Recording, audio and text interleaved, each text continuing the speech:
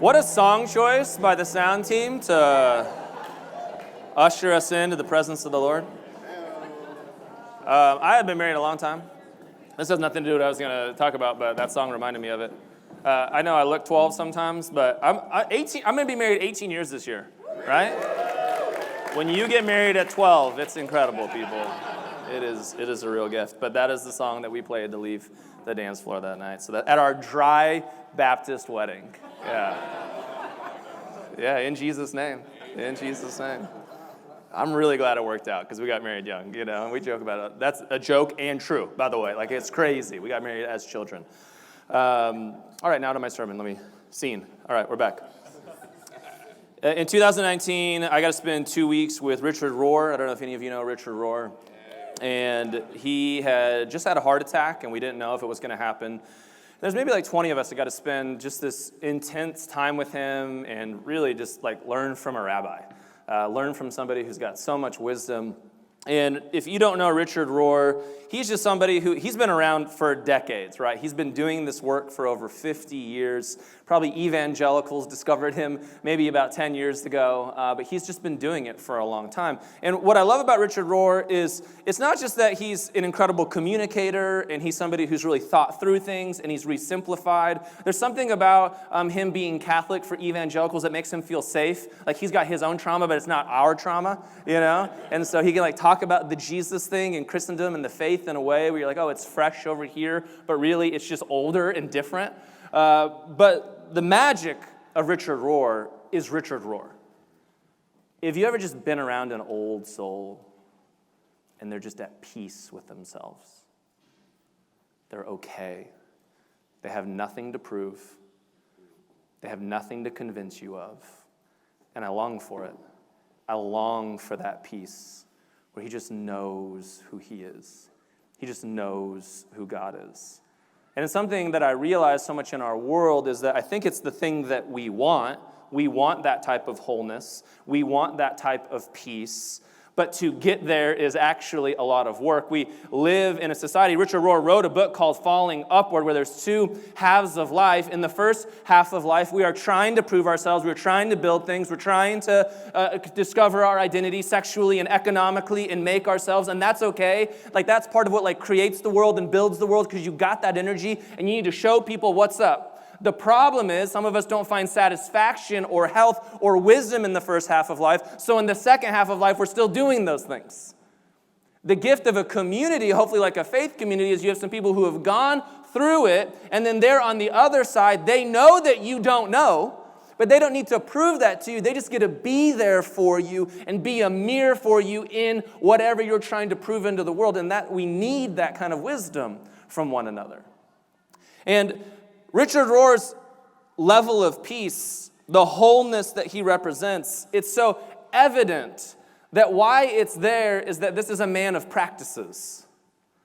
This is a man who lives in presence, understands and has attention to where God is at and what God is doing in the world. He has a center called the Center for Action and Contemplation. He's aware that so much of our liberal energy in the world is to bring justice, is to make wrongs right, is to talk about equality, but he's also aware that we will never be able to sustain those things if we don't live in the world of contemplation, if we don't live with presence and peace. I've been to enough rallies, and many of you have as well, and it's frantic energy at times. It's passionate energy for justice at times. And I've been to just enough rallies and organizations to see them fizzle out. Because it's not sustainable. Because that kind of sustainability, that rich change that really brings about freedom in the world, that really brings about justice in the world, it needs something way deeper than that frantic energy or anger, even though it's righteous. Even though it's good, even though you're mad for a reason, it needs something deeper in those coals to keep that fire burning. And so to talk about that, we're going to talk about attention this morning. I want to define attention for you. Attention is someone or something you look at or listen to it or think about it carefully. And the passage that we're going to read, what I love about Jesus is that Jesus constantly brings us back to putting our attention on God. That sounds like such a simple statement to say in a church, but sometimes I think me being a good liberal in the world, my attention is on everything else, and sometimes I'm good at talking around God and about God, but I'm not always good at having my attention on God or with God. And the peace, the wholeness that I desire is not about or around God. It's with. And the truth is, sometimes it just takes suffering to throw you into the arms of God. It takes difficult years and difficult seasons to remind you, oh, the concept of this thing will never bring wholeness or healing into this world. Only relationship with this thing will truly bring about that. So to talk about attention, we're going to talk about some things today. We already talked about Richard Rohr, and if we can talk more about Richard Rohr, then we'll talk about peace. If we can understand peace, then I want to bring you to this idea of the attention economy. If we can talk about the attention economy, then we need to do a little bit of a reprise for the Gospel of Mark, which we've been in. We're about to make it through not quite the first chapter of Mark today. So we're just going at a very big pace. If we can do a reprise, then we're going to talk about language, and then action, and then practice, and then that builds habits. And if we can talk about that, then we're going to talk about other. And if we can understand other, then maybe we need to learn to trust again. And if we can learn to trust again, then a story about Father Makaros. Sound good? Follow along with me in Mark chapter 1. Very early in the morning, while it was still dark, Jesus got up, left the house, and went off to a solitary place where he prayed. Simon and his companions went to look for him, and when they found him, they exclaimed, "Everyone is looking for you." Jesus replied, "Let us go somewhere else to the nearby villages so I can preach there also. That is why I have come." So he traveled throughout Galilee, preaching in their synagogues and driving out demons. And apparently that is the end of the passage. Okay, great. A quick reprise in the Gospel of Mark is that something I just want to remind us of some ideas at New Abbey. Some ideas about God that hopefully allow us to have deeper relationship with God in a way that's more fuller and more meaningful.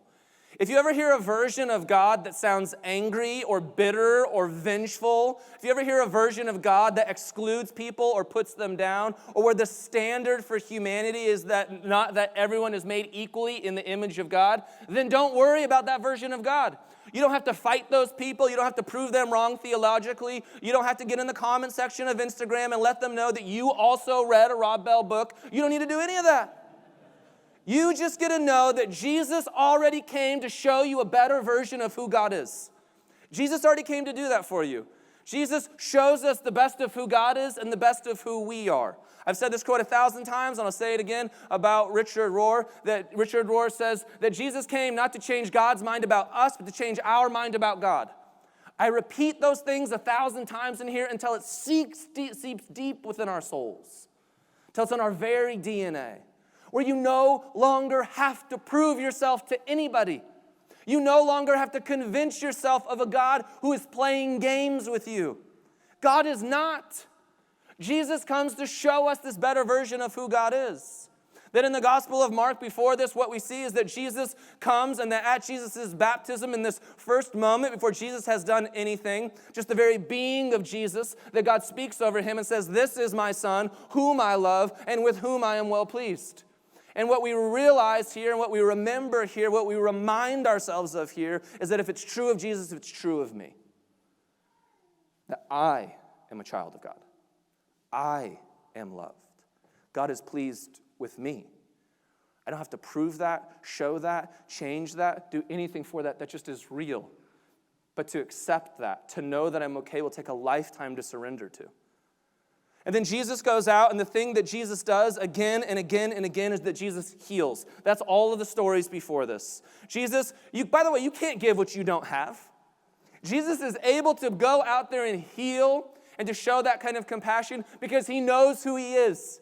He knows what kind of presence he has. He is the Son of God. He is loved by God. He is pleased by God. You can take that energy with you out into the world, and that can become sustainable. And Jesus takes that out there, and the ministry that Jesus does is one of healing again and again and again. That everywhere Jesus goes, he leaves people better than he found them. That is the work of Jesus. Something that we're reminded early on in Mark 1 as well, before we get to this place, is that Jesus calls followers to him. Now, something that I talked about a couple weeks ago, and it's just worth repeating here, and this is literally something that has changed my life, is this idea. I grew up in the world that you're either just born and bred and following the blood of Christ, right? I don't know why I turned Southern there, but it just made sense. And if you're not, you're going to hell. There we go. If you're not, thank you, brother. Thank you, brother. They got to know.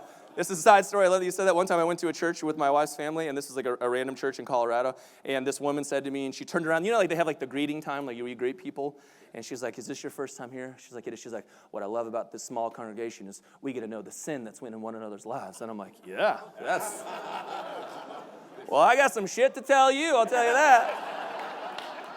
You're going to be real surprised. Anywho, and we're back, commercial break. Thank you so much. That Jesus doesn't create this world of you're my followers or you're going to hell. In fact, Jesus does quite the opposite. There is a dichotomy that's in the Gospel of Mark. There is the crowd and there are the followers. But to the crowd, and this, like, I don't know why this gets me so worked up. Like this is like 2 months ago I realized this. And I'm like, where has this been? Jesus just always heals the crowd. He always heals the crowd. He doesn't condemn them. He doesn't send them away. It says he healed everybody. That's the work that Jesus does to the crowd. And this is where the magic happens. But then Jesus says, oh, but if you want to follow me, it's going to be harder. You're going to have to carry your own cross. This is where the path is narrow. Not the path is narrow that you're going to hell. No. It's just going to be more work to have to deal with your family issues. It's going to be more work to sit deep with yourself and deal with the systematic issues in this world that bring you pain. It's going to be more work to sit with God. It's going to be more work to develop these habits. If you don't choose that, just know I'm always going to heal you because that's what I do because I'm God. I'm always going to show up for you even when you don't show up for yourself because that's what a good God does. But if you want to follow me, oh man, this life that I have for you. I've come that you may have life and life to the fullest. These are the words of Jesus. And that's where we get to this passage, is that Jesus has been out there healing, making people's lives better. Jesus has been out there taking care of the crowd. He has called some people to follow them. And Jesus is always modeling for his followers a better way of doing things.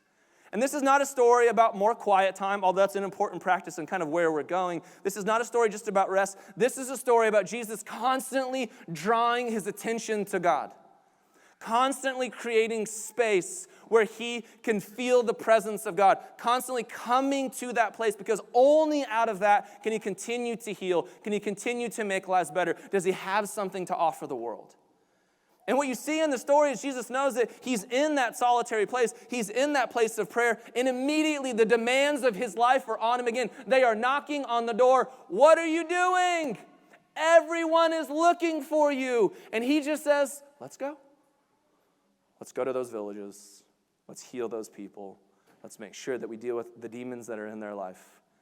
And let's tell them a good news that's way more incredible. But you can only do that if he seeks a life of finding the presence of God. And this is maybe like one of the most evangelical things I've said in a while, but I just know it to be true. I know it to be true in this season of my life. Sometimes you're just reminded of things. Sometimes you forget things. There's a priest in Pasadena that used to say, all that we do when we come to church is we reverse the amnesia of the world. We just remind ourselves of the things that we have forgotten, the things that we know to be most true. And I think what Jesus reminds us of is that we need to put our attention towards God.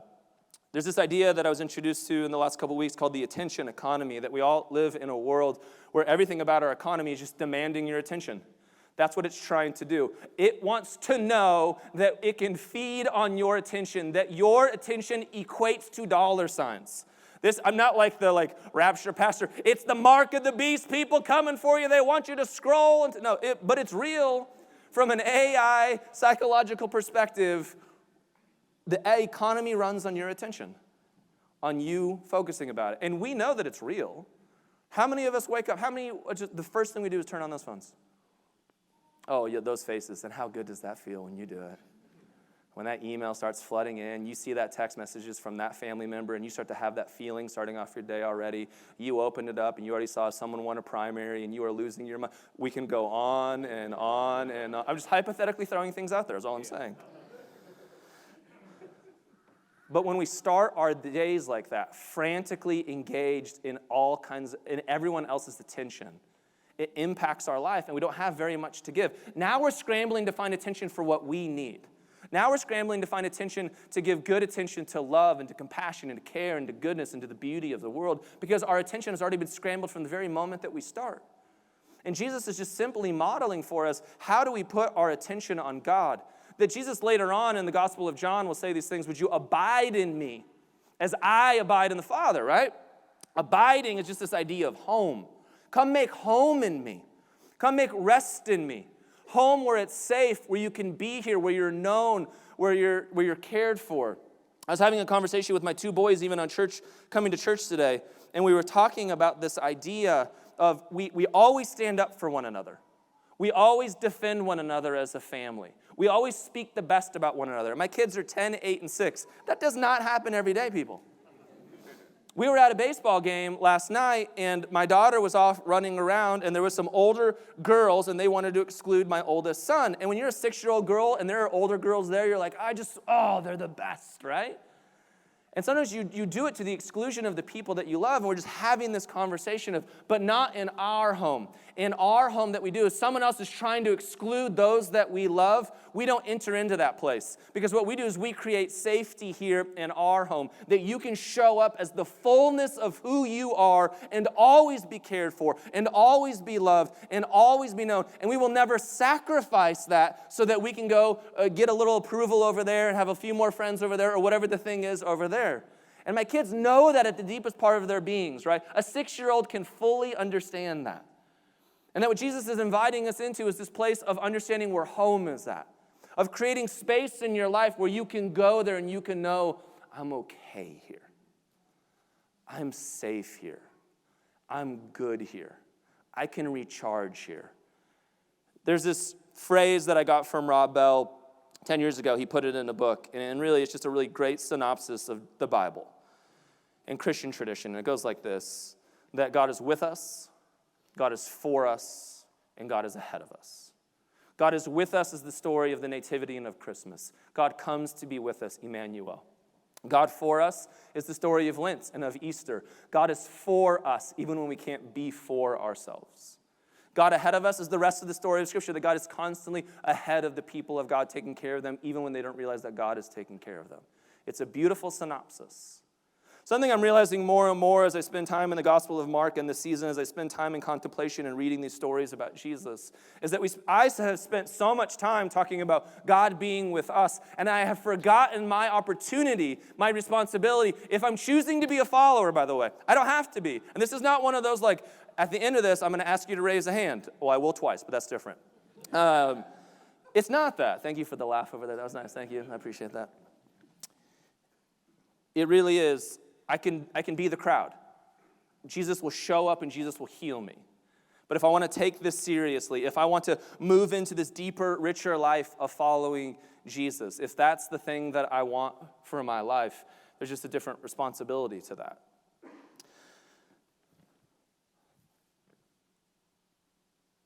You ever have a moment where you're like, I completely forgot where I was going?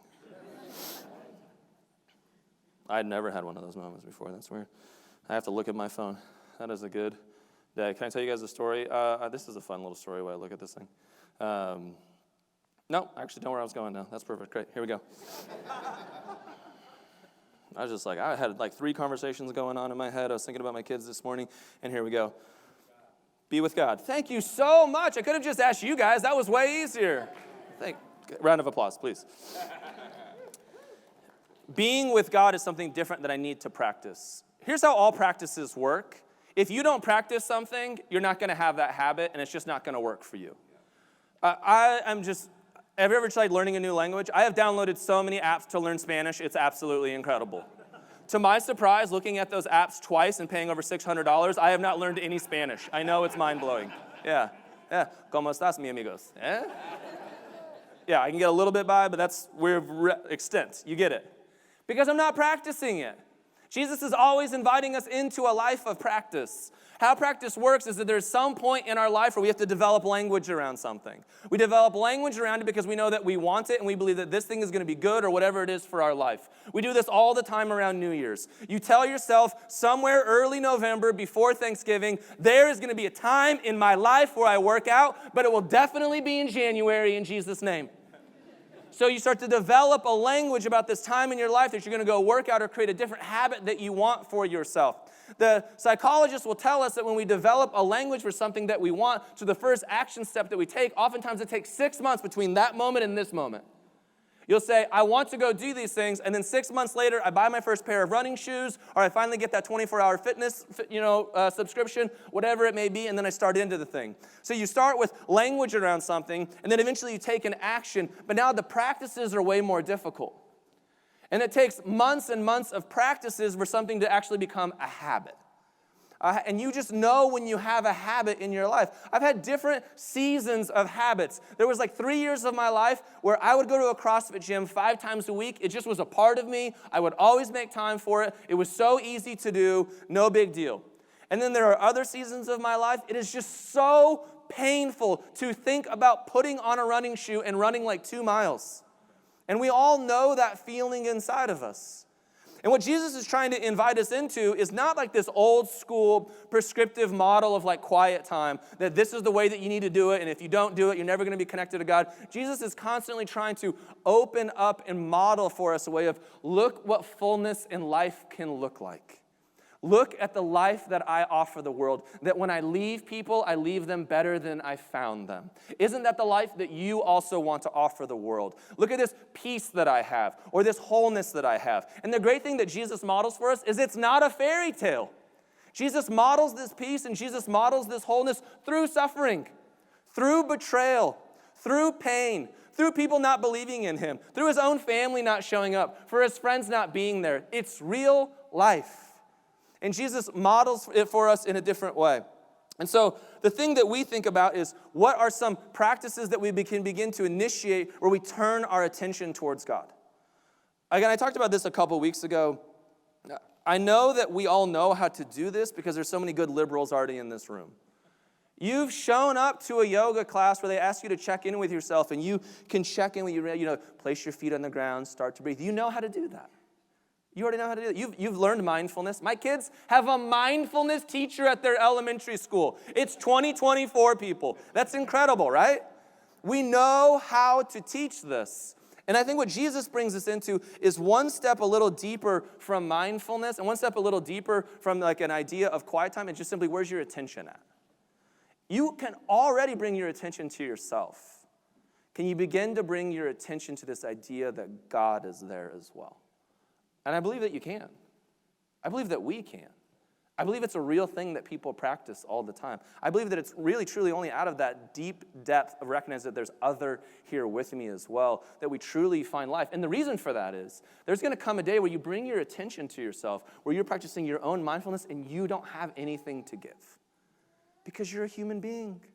And there will be a day where you are finite. And there will be a day where you are fragile. And there will be a day where you are suffering. And there will be a day where you have nothing. But there will always be a God there who has something. And we practice these things so that on the day that we need it, it's there for us. And it's not that it ever went away. It's that we could have eyes to see. And that we could have ears to hear. That God's presence was there. That's the deeper invitation here. Now, I know that maybe I'm saying some of these things, and maybe there's still some skepticism or some questioning about that, and I understand that. Part of this journey, if you're newer to New Abbey, or if you're just newer to deconstructing or reconstructing or kind of coming back into this world, is trusting that God is there again. And I completely understand that, and I always want to be sensitive to that, and we'll always create space for that. And I think part of what this room is so beautiful for is that we get to remind each other of, I've been there. I know what that's like. I've been through those seasons. And now I'm practicing this place of attention again, and I'm seeing it create health and beauty and goodness in my life. I was at yoga this week. Me and every other housewife, apparently, at 9 a.m. It just was that class. And we're sweating it out, and I You ever just have like a moment? But let me slow down. I feel like I'm like preaching at you. Can I just like slow it all down and just have some stories with you? Where do I want to go? How am I going to get emotional here? Because I feel it. 2023 was one of the hardest years of my life. It just was. Nothing throws you into the arms of God like suffering. And in 2023, some of you would invite me to coffees, or you'd want to have a beer. I just couldn't do it.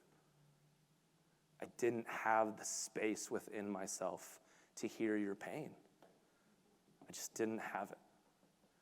And I just had to come back to these places of reminding myself that God is not only with me, but I can be with God. And I just started practicing that more consistently in my life. For me, it's the shower. I love sitting in my shower, and I just sit there with God and reminded that I can be with God. And I turn my attention that God is here with me. And as I've done that, people, I'm the craziest closet charismatic you've ever known, okay? It's not how I normally talk. It's never like a group of people that I've grown up with. Like I didn't grow up in charismatic church. It's just how I personally experience God. And the more that I've sat in the space, the more mystical that it's been. And there's just been like some very funky things that have been happening in my life over the last 6 months. Very much like old school, like when I was like a college kid and I'm like, I'm listening to God and next I'm going to Indonesia next week. You know, like one of those it felt, but it's more calm.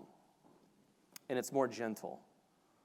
And it's more where I feel like God is showing up. And like, I don't talk this way, so that's why I wasn't going to go here in my sermon, but I'm talking at you guys. I'm like, I got to just slow this thing down.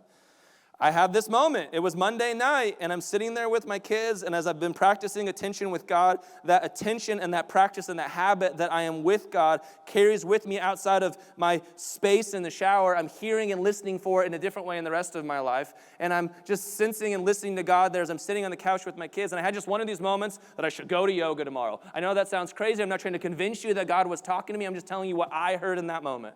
And so I signed up for my Hot 8 yoga class, and I show up there, and we had just gone skiing before. My body's all tight. It was one of those, what I love about yoga is like you kind of physically exhaust yourself, and now all your defenses are down. And as the defenses are down and we're coming to the end of class, the lights are dark.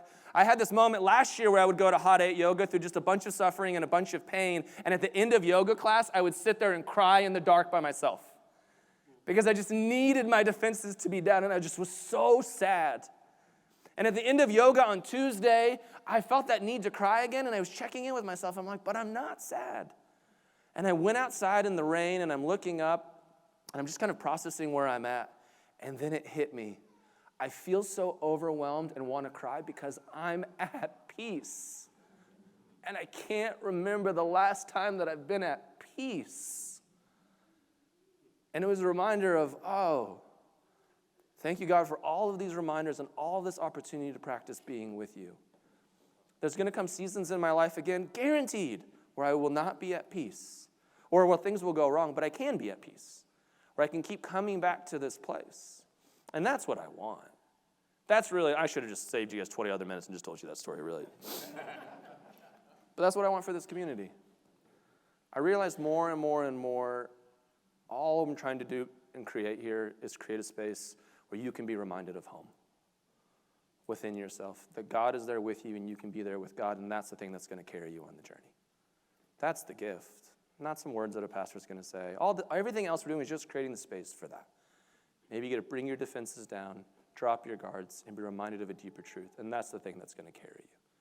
That's the thing that's going to be there for you. And so I'll end with this story of Father Makaros that I heard this week, and I think it's beautiful. Father Makaros was this Greek priest. And they came to him, and he was old, and he was wise, and he had wisdom in his soul. And he said, Father Makaros, do you still wrestle with the devil? He goes, no, I'm too old for that now. And the devil's grown too old with me. I don't wrestle with the devil. So what do you do? He's like, I wrestle with God. He's like, you wrestle with God? And you hope to win? He's like, no, I hope to lose. I hope to surrender every time. That's the depth that we want. In our first half of life, as I look around this room, we'll all have many demons to wrestle with. We'll prove ourselves and build our worlds and create whatever we need. But as we practice more, as we sit deep with who God is, as we know God's there, then we'll wrestle. Then we'll struggle. And there we'll surrender. And that's where the magic is, my friends. Would you find the same 3 or 4 people around you? Would you answer this question together? How can you practice turning your attention to God?